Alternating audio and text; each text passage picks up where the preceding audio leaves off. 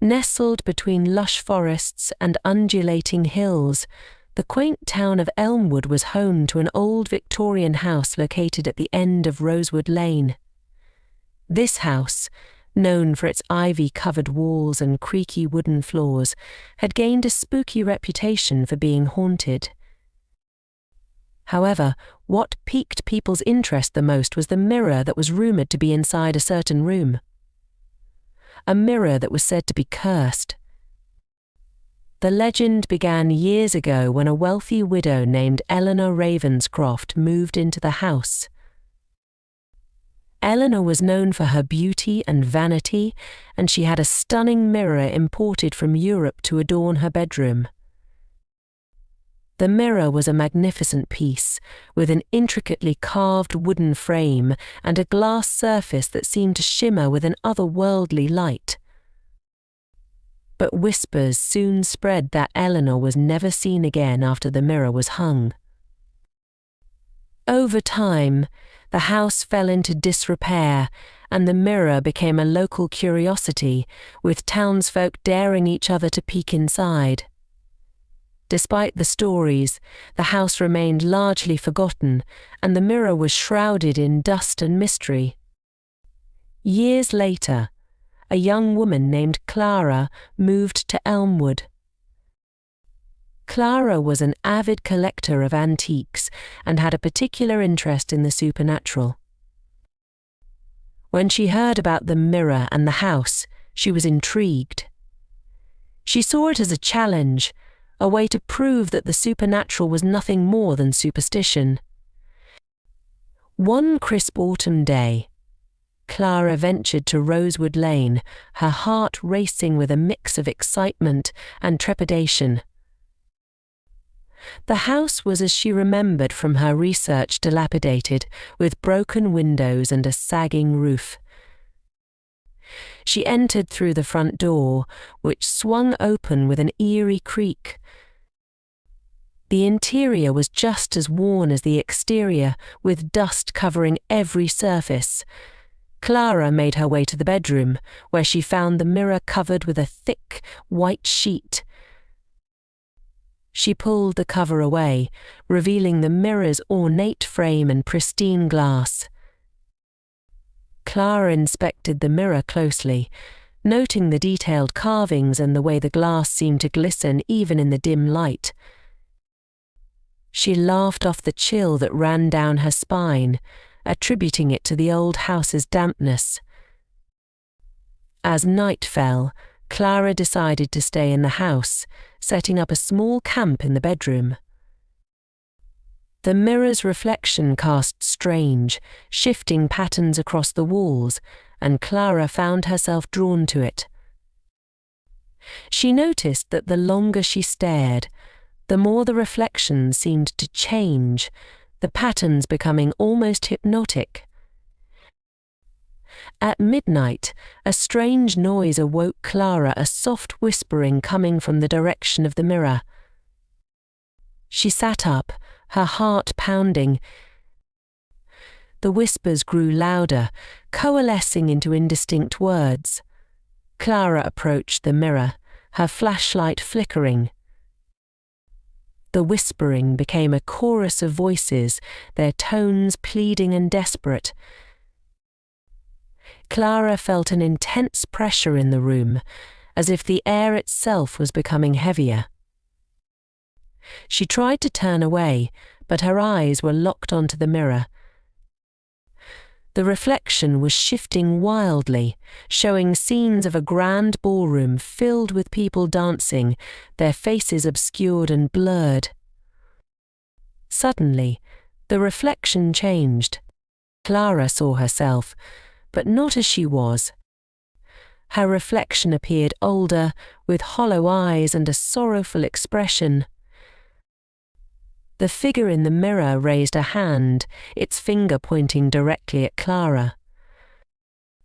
As she watched in horror, the reflection's mouth moved, forming silent words. "Help us," the reflection seemed to say, though no sound came from the mirror. The room grew colder, and Clara's breath fogged up in front of her. She backed away, but the mirror seemed to draw her in, its surface warping and pulling at her consciousness. Desperate to escape, Clara turned to leave, but the mirror's surface rippled, and a cold, invisible force dragged her toward it. She struggled, clawing at the floor, but it was as if the mirror had a mind of its own, pulling her closer with an inexorable grip.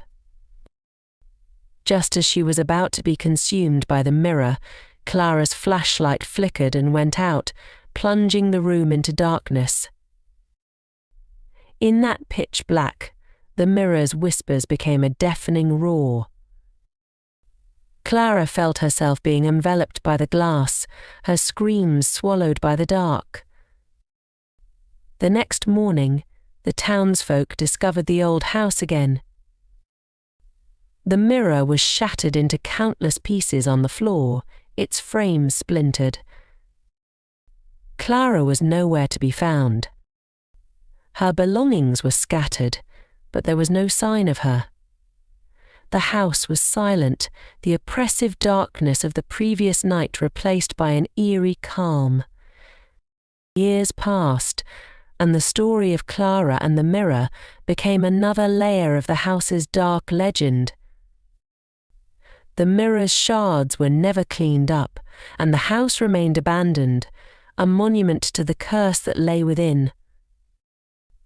Occasionally, locals claimed to see Clara's face in the fragments of glass, forever trapped in the reflections of the cursed mirror. And on quiet nights, when the moonlight shines through the broken windows, the whispers return, a haunting reminder of the price one pays for confronting the darkness within.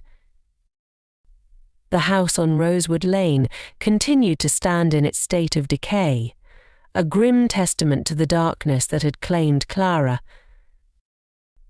Its reputation grew among the locals, who spoke in hushed tones about the mirror's curse and the souls trapped within its shards.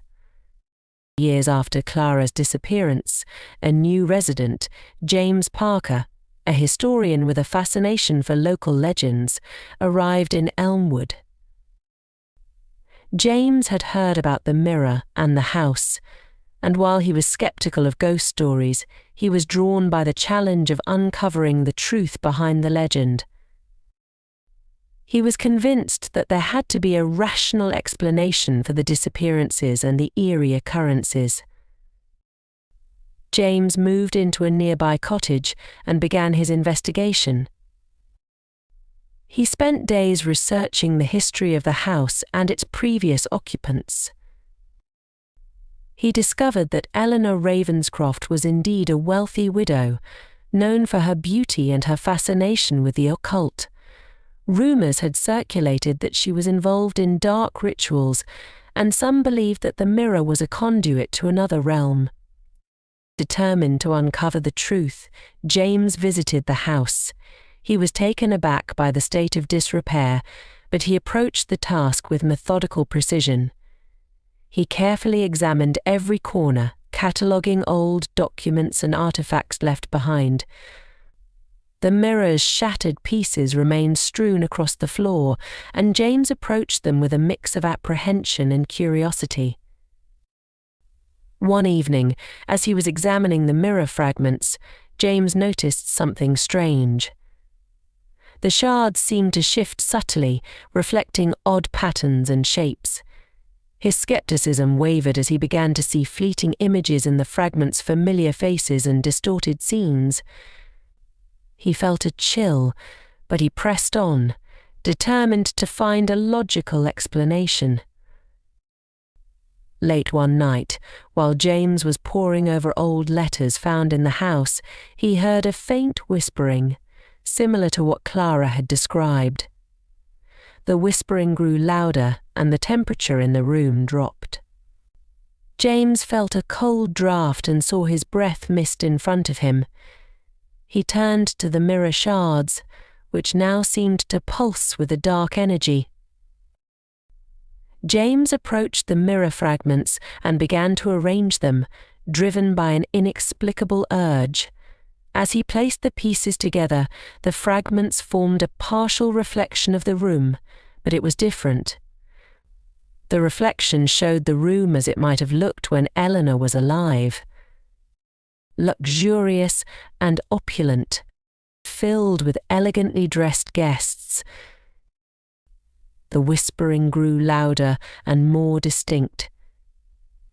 It was a mournful chorus of voices pleading for release. James could hear words now, though they were fragmented and disjointed. "Help us," they seemed to say. "Set us free." Driven by a mix of fear and determination, James continued to piece the mirror together.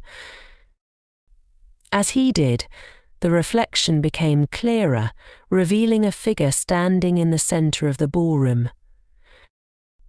It was Eleanor, her face gaunt and hollow, her eyes filled with an unbearable sadness. She reached out with a trembling hand, her mouth moving silently. Suddenly, the mirror's surface rippled as if it were liquid. The voices grew frantic, and the air around James became charged with an oppressive energy. The figure of Eleanor seemed to stretch out, her hand reaching toward him, her eyes locking onto his with a desperate plea. In a sudden burst of understanding, James realized that the mirror was not just a reflection but a gateway. The trapped souls, including Eleanor's, were trying to reach out for help, and the mirror was their prison. The legend had been true. Eleanor had tried to use the mirror for dark purposes, and it had trapped her and countless others. In a final act of bravery, James grabbed a crowbar from his toolbox and smashed the remaining shards of the mirror. As the glass shattered, the room filled with a blinding light and a deafening roar. The whispers reached a crescendo, and for a moment James felt as if he were being pulled into the mirror's darkness. When the light finally faded, James found himself alone in the room, surrounded by the remnants of the shattered mirror. The oppressive atmosphere had lifted, and the temperature had returned to normal. The whispers were gone, and the house felt strangely calm. James left the house, shaken but resolute.